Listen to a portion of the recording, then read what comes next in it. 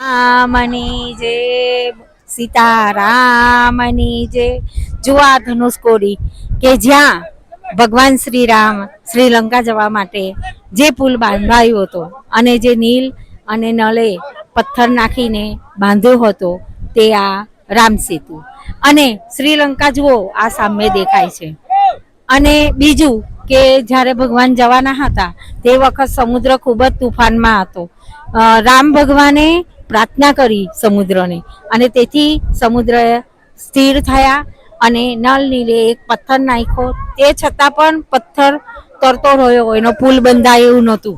ત્યાર પછી બધાએ પથ્થર પર શ્રી હનુમાનજીએ શ્રી રામ લખીને પથ્થરો મૂક્યા અને એ રામ સેતુ જે બન્યો જુઓ.